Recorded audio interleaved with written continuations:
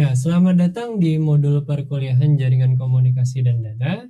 Pada modul ini yang akan kita bahas adalah mengenai VLAN. Ya, jadi sebelumnya kita sudah membahas mengenai Ethernet dan switch. Ya, sekarang kita akan coba membahas VLAN. Ya, seperti kita tahu pada teorinya VLAN merupakan bungkusan ya atau virtualisasi yang dilaksanakan di atas layer, ya di atas link layer. Jadi kita bisa tahu bahwa kalau kita menggunakan VLAN, kita sebenarnya melakukan virtualisasi network. Ya, jadi dia diberikan VLAN ID. VLAN ID itu sebenarnya encapsulate-nya lagi. Lalu di tiap-tiap switch itu akan membaca VLAN ID-nya dan VLAN ID itu akan diidentifikasi oleh switch tersebut sesuai dengan VLAN-nya. Jadi dia akan memforward paket tersebut sesuai dengan VLAN ID-nya. Ya, kita tidak bisa menembus antara satu VLAN dengan VLAN yang lainnya kecuali kita lakukan routing di sana. Oke, jadi kalau kita lihat di sini, saya akan coba menjelaskan teorinya sedikit, ya bagaimana suatu VLAN itu bekerja. Jadi kalau kita lihat di bagian teorinya, ya untuk yang switch forwarding table, Anda bisa lihat di modul yang sebelumnya, ya kalian bisa coba untuk mengerti terlebih dahulu bagaimana switch bekerja. Nah di sini kalau kita lihat VLAN cara kerjanya seperti apa? Oh, di sini adalah kita mencoba untuk memberikan enkapsulasi. Jadi untuk network yang di sini ada yang computer science, ada yang electrical engineering, terus ada computer engineering. Jadi masing-masing itu punya enkapsulasinya sendiri-sendiri. Komputer-komputer yang berhubungan dengan computer science atau divisi computer science hanya bisa berkomunikasi dengan komputer science. Komputer-komputer yang ada di dalam electrical engineering atau divisi electrical engineering hanya bisa berkomunikasi dengan electrical engineering. Komputer-komputer yang berhubungan dengan computer engineering hanya bisa diakses menggunakan computer engineering. Ini adalah salah satu contoh kasus ya. Kasusnya bisa macam-macam, apakah divisi HRD, apakah divisi misalnya divisi keuangan hanya bisa mengakses server keuangan, divisi lain nggak boleh mengakses beberapa server-server yang ada di keuangan. Itu bisa dilakukan menggunakan VLAN, ya artinya melakukan enkapsulasi di sana. Jadi setiap dari paket yang dikirimkan itu akan dibungkus lagi, ya menjadi VLAN format, ya ada formatnya. Bungkusannya itulah yang nanti ada identifier namanya VLAN ID. Nah, jadi di sini kalau kita lihat walaupun itu di dalam satu switch yang sama, ya ada untuk yang warna biru ini, ya dia akan bisa saling mengakses satu sama lain. Tapi di sini yang warna biru dan kuning tidak bisa saling mengakses. Jadi yang kuning hanya bisa mengakses. Jadi kita bisa membuat di dalam satu switch tersebut, ya switch khusus ya. Jadi switch yang memang bisa capable untuk melakukan VLAN, ya. Karena ada beberapa switch standar yang tidak bisa melakukan VLAN, ya. Dan memang umumnya sih sebuah switch itu tidak bisa melakukan VLAN, hanya switch yang mungkin yang high yang lumayan harganya cukup mahal itu biasanya bisa menggunakan VLAN, ya atau capable untuk melakukan VLAN. Jadi di sini enkapsulasinya bagaimana? Di tiap interface-nya itu diidentifikasi atau kita identifikasi, kita secara eksplisit bilang bahwa switch tersebut atau portnya tersebut itu masuk ke dalam VLAN apa. Yang misalnya di sini 1 sampai 8 itu masuk VLAN 1. Terus di sini 9 sampai 16 masuk ke VLAN 2. Antara VLAN 1 dan VLAN 2 tidak bisa berkomunikasi satu sama lain. Walaupun dia masuk ke dalam hardware yang sama. Ya. Hardware yang sama itu artinya switch-nya sama, bahkan di sebelahnya. Ya, jadi seakan-akan kita punya dua switch yang terpisah atau dua encapsulate jaringan yang terpisah. Ya, jadi ini adalah port based VLAN, ya. Jadi dia di isolation 1 sampai 8. Oke, nah di sini juga ada namanya trunk port, ya. Untuk dapat menghantarkan antara satu VLAN dengan VLAN yang lainnya atau membawa paket semuanya ya. Misalnya kita ada 4 VLAN di dalam sebuah switch. Nah, kita butuh untuk connect ke tempat lain menggunakan switch tersebut ya, atau menggunakan switch yang lain, terkoneksi dengan switch yang lain. Makanya kita gunakan salah satu port itu untuk berkomunikasi dengan switch yang lain. Misalnya yang di sini adalah di gedung A ya. Di sini adalah gedung C. Misalnya ini adalah divisi keuangan yang warna hijau, yang kuning adalah divisi HRD. Nah, yang ini ada di gedung C itu ada divisi keuangan dan HRD juga ya. Namun mereka berbeda secara fisikal. Makanya kita gunakan trunk port di sini untuk menghubungkan seluruh VLAN yang ada di sini dengan yang ada di sini. Jadi kayak terowongan untuk semua VLAN agar bisa berkomunikasi satu sama lain. Itu dinamakan sebagai trunk port. Ya. Oke, ini adalah VLAN formatnya atau bungkusannya. Ya, jadi dia dibungkus di dalam sebuah format. Di sini standarnya adalah 802.1 key VLAN. Ya. Oke, nah sekarang saya coba untuk demonstrasikan dalam bentuk paket tracer. Ya, kita akan coba untuk lihat di dalam bentuk paket tracer. Di sini saya coba menggunakan contoh yang sama, yaitu ada electrical engineering, ada computer science, dan ada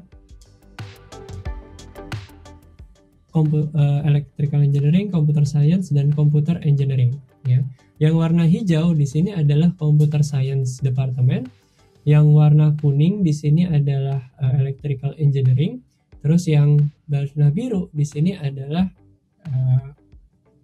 warna biru adalah computer engineering atau teknik komputer. Mudah-mudahan semua bisa tervisualisasi ya di sini. Nah, di sini yang saya gunakan ada beberapa komponen yang saya gunakan. Saya menggunakan router ini untuk memberikan IP address atau DHCP server di dalam VLAN saya. Ya.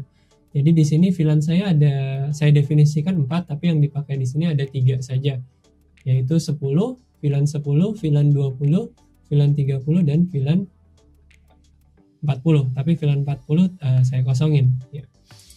Kalau kita lihat di dalam VLAN database-nya, di sini ada VLAN 10, VLAN 20, VLAN 30, dan VLAN 40. Tapi 40 saya biarkan, saya ignore gitu. Artinya nggak ada device di sini yang terkoneksi kepada VLAN 40. Jadi untuk departemen CS dan juga ada server di sini. Servernya yang CS hanya bisa diakses oleh CS saja. Jadi di sini masuk ke dalam VLAN 20. Ya. Jadi untuk yang electrical engineering masuk ke dalam VLAN 30. Sedangkan yang CE ya atau computer engineering ini masuk ke dalam VLAN 10. Ya, jadi ada 3 VLAN yang aktif di sini. Nah, bagaimana implementasinya ya atau kegunaannya? Oke, di sini saya bisa mengakses antara komputer yang ada di dalam satu VLAN ya. Satu VLAN kita bisa mengakses sama-sama dari sini ke sini bisa kita akses, bahkan dari sini ke sini walaupun itu lewat switch yang lain ya, kita bisa akses. Namun di sini saya melakukan enkapsulasi ya. Apa saya tidak bisa melakukan akses misalnya dari tempat electrical engineering di sini saya mau akses ke CS ya. Oke, dia failed pasti karena berada di VLAN yang berbeda. Sama juga ketika dia mau mengakses ke sini, ke computer engineering ya. Dia failed ya. Lalu dia coba akses ke server computer engineering yang bukan merupakan haknya misalnya ya. Dia failed juga. Hak dia adalah di dalam VLAN yang sudah didefinisikan yang warna kuning-kuning ini. Warna kuning ini bukan konfigurasi ya, ini hanya memberikan visualisasi ke kalian bahwa yang kuning bisa connect ke kuning, yang biru bisa connect ke biru, dan yang hijau bisa connect ke yang hijau. Dia hanya bisa ke server electronic engineering ya. Ini bisa saling komunikasi satu sama lain ya. Jadi enkapsulasinya ya dia hanya bisa ke dalam ini, dia hanya yang hijau hanya bisa ke yang hijau saja, yang biru juga hanya bisa yang ke biru saja Itulah dasarnya bagaimana sebuah VLAN bisa diimplementasikan untuk melakukan enkapsulasi. Dan misalnya di sini ada salah satu mahasiswa dari Computer Science Department yang butuh akses ke dalam CS server. Namun dia lagi risetnya di dalam Electrical Engineering di sini. Dia pakai laptop. Ya. Oke, sekarang saya coba sambungkan ya. Dia butuh ke CS server di sini. Dia anak atau mahasiswa dari CS ya. Namun dia butuh mengakses ke sini. Jadi yang dilakukan adalah saya mengkonekkan di sini laptop yang dimiliki ya ke dalam switch di sini ya. Saya coba pilih beberapa Ethernet port yang kosong ya. Di sini saya coba pakai yang 3 misalnya. Ethernet 3. Nah, saya coba konfigurasi di sini. Pas Ethernet 3 di sini dibilang VLAN-nya adalah VLAN 10. Sedangkan VLAN IT-nya itu adalah atau VLAN CS-nya adalah VLAN 20. Oke, saya konfigurasi dia ke dalam VLAN 20 dan saya konfigurasi ini sebagai DHCP. Ya, jadi dia akan melakukan request IP address untuk mendapatkan, oke, masih failed.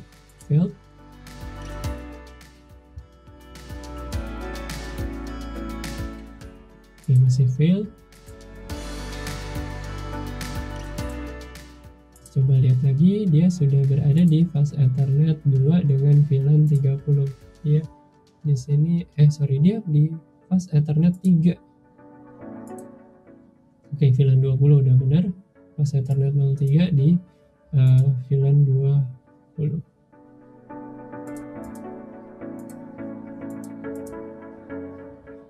Oke, CS itu kan dia kalau kita tahu bahwa 08 itu di VLAN 20. Oke.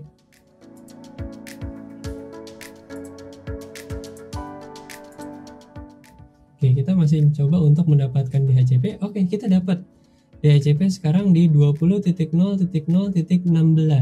ya.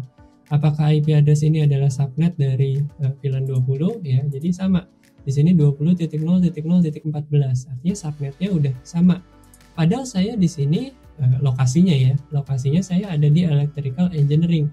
Tapi di sini saya sebenarnya adalah anak CS yang ingin akses ke server CS. Jadi yang saya bisa lakukan di sini, saya bisa mengakses server CS dengan ditunjukkan dengan berhasil melakukan ping ke dalam sini. Saya bisa mengakses ke dalam komputer-komputer yang ada di dalam tempat CS, walaupun secara fisikal saya berada di dalam, misalnya gedungnya adalah gedung Electrical Engineering. Itulah yang bisa kita lakukan ya, menggunakan VLAN. Ya, jadi virtualisasi bisa kita lakukan di sini adalah kita punya yang namanya VLAN database di dalam sini. Nah, bagaimana kita bisa menyambungkan antara satu switch dengan switch yang lain? Misalnya switch yang ada di sini ada di dalam data center karena ini isinya adalah server. Switch yang ada di sini adalah switch dalam gedung ya, atau switch gedung. Yang kita lakukan adalah di sini kita melakukan trunking ya. Ya, tadi yang sudah dibahas di teori ya, kita memajukan seluruh VLAN ya. Kita forward semua VLAN ID lewat trunk tersebut, terowongan tersebut. Jadi kalau di sini yang dipilih adalah fast Ethernet 23, yang di sini juga sama fast Ethernet 23. Jadi kalau kita lihat konfigurasinya fast Ethernet 23 ya, di sini kalau kita lihat dia tipenya adalah trunk. Sedangkan kalau yang lainnya ya, misalnya VLAN 10 itu tipenya adalah akses, VLAN 20 itu atau VLAN 40 itu adalah ininya adalah akses ya. Jadi untuk bisa berkomunikasi ya, misalnya mengenkapsulasi, kita menggunakan aksesnya ya, kita memberikan akses terhadap VLAN ID seperti yang di nomor fast Ethernet 03 di sini. Saya memberikan dia VLAN 20 ya, di mana itu merupakan VLAN dari Computer Science Department dan itu adalah VLAN untuk akses. Dan untuk mengkomunikasikan antara switch gedung ini dengan switch yang ada di data center ya, saya menggunakan trunking atau memforward seluruh VLAN yang ada, ya.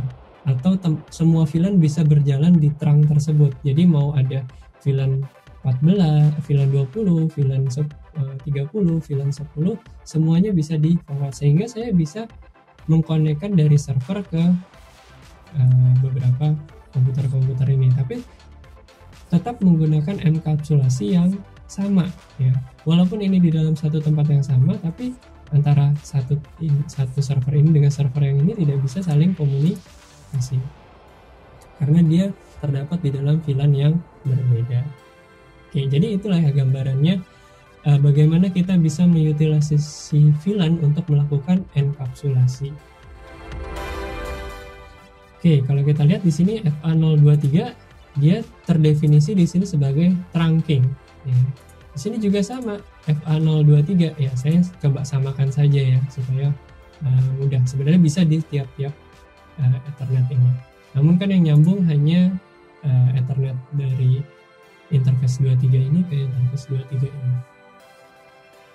Oke, jadi di sini seperti kita tahu bahwa VLAN memudahkan pekerjaan kita untuk melakukan enkapsulasi antara satu device dengan device yang lain, atau secara subdepartemen dengan departemen yang lain.